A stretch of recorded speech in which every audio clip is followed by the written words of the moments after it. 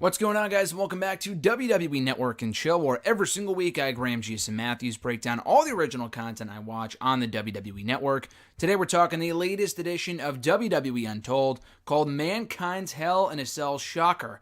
And if you watch it and it seems familiar to you, it's probably because you already watched it on the WWE YouTube channel back in September before the Hell in a Cell pay-per-view. It commemorated the 20-year anniversary of the famous Undertaker-Mankind Hell in a Cell match from King of the Ring 1998. By this point, you've likely thought you heard it all if you haven't already watched this special. Between the Mick Foley stand-up that Q&A tour that he had done last year, and they aired that on the network, which I reviewed it for Network and Chill late last year as well.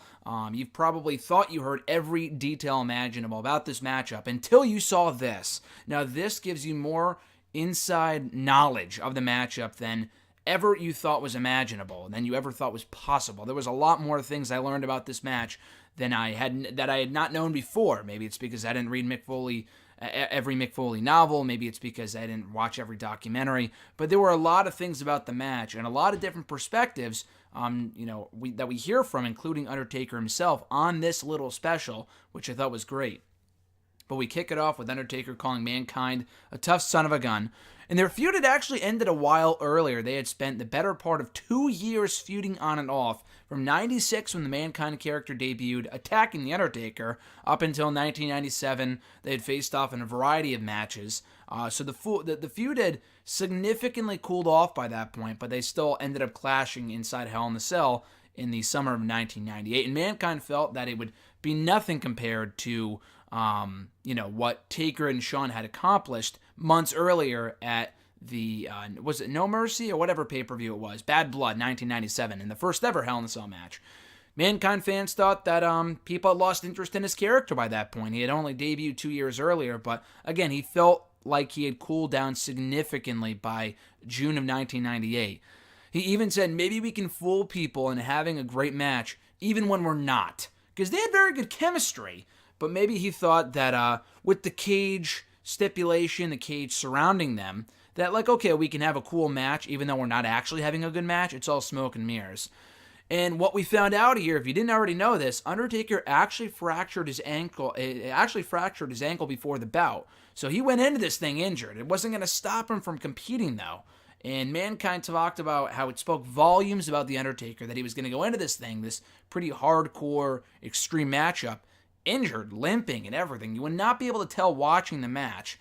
But yeah, he came into this thing with a fractured ankle and still competed anyway. Mankind told Vince earlier on in the day, or Vince asked him, have you gone up to the top of the cage yet? And Mankind said, the biggest lie I've ever told in my career up to that point was telling Vince, yes, I did.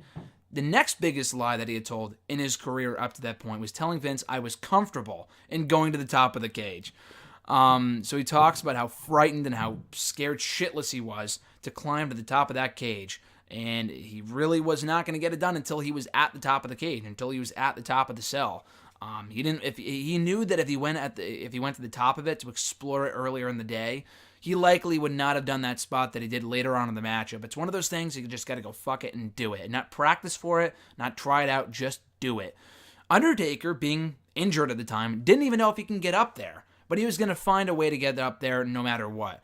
So he tore holes in the mesh as they walked, not only up to the side of the cage, not just Undertaker, but Mankind too. They tore holes in the mesh as they walked along top of it, which is pretty crazy. So you see these clips of these guys fighting back and forth, and you're wondering to yourself, how did the cell not give in? How did the structure not fall apart at any given point? And again, they had cell matches prior to this point, nothing quite like what we saw here. So anyway, the next thing Mankind knew, he was in flight off the top of the cage, and everything that Jim Ross said, who we also hear from on this special, was real. He was genuinely scared for Mankind's life. Undertaker goes, it felt like forever for him to hit that table, and the cell's pretty high up, but he said it felt like forever for him to hit that table and go from the top of the structure all the way down to the ground. Terry Funk, who was also there, and we hear from him on this special too, asked if Mankind was okay. And Sergeant Slaughter, who was also there, recalls Mankind yelling about his shoulder. Oh, my shoulders hurt. My shoulders hurt.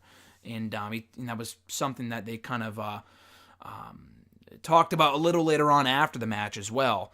So they raise the cell to take Mankind out from underneath because he's all beat up and hurt.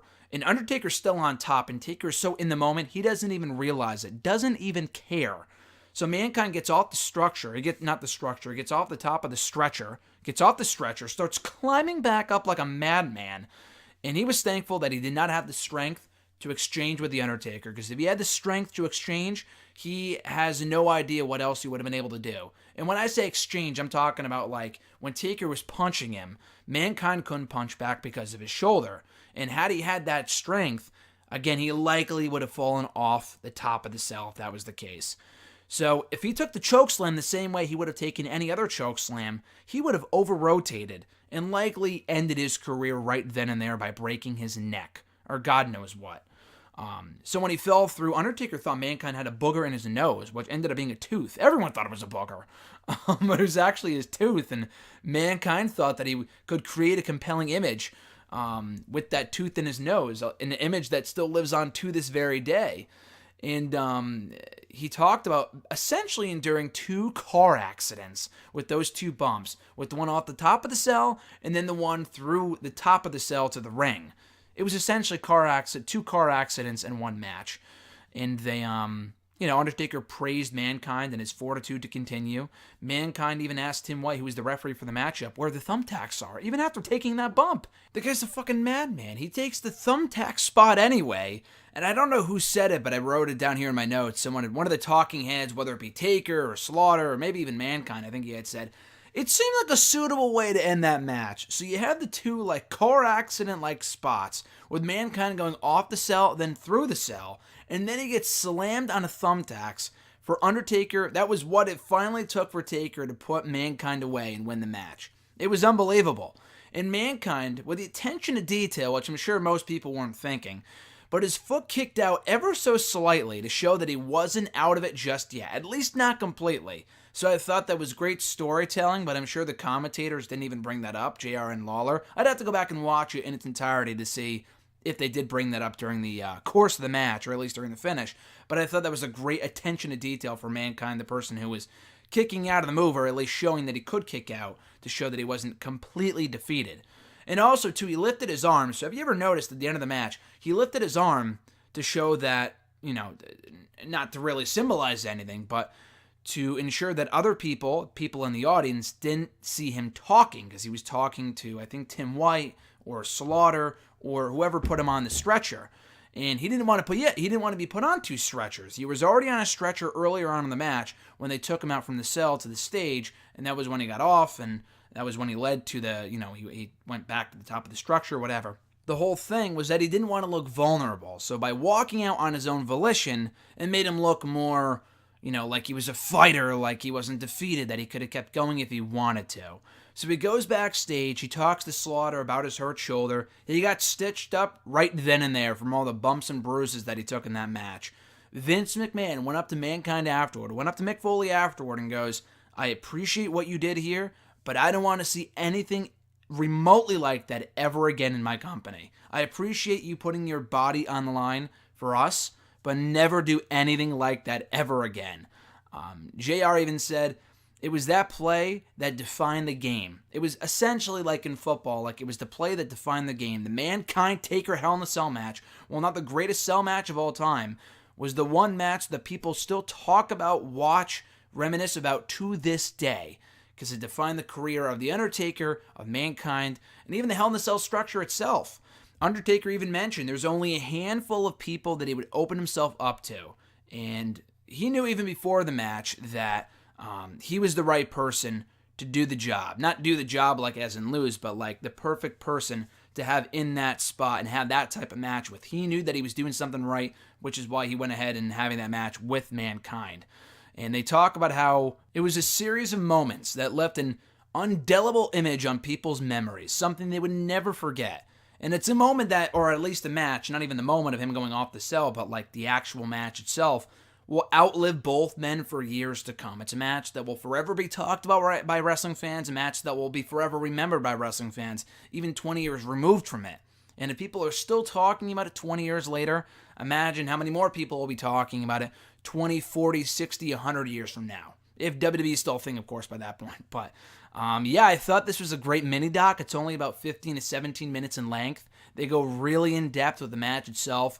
A lot of different perspectives here from Undertaker, Mankind, and you don't really hear Undertaker in this setting too often. So I thought it was awesome they were able to get him to talk for the special. So you hear from Undertaker, you hear from Mankind, you hear from Sergeant Slaughter, you hear from Terry Funk, you hear from Jim Ross, you hear from everyone that was involved in that match and making it the masterpiece that it was. And I thought that was great. So be sure to check this out on the WWE Network.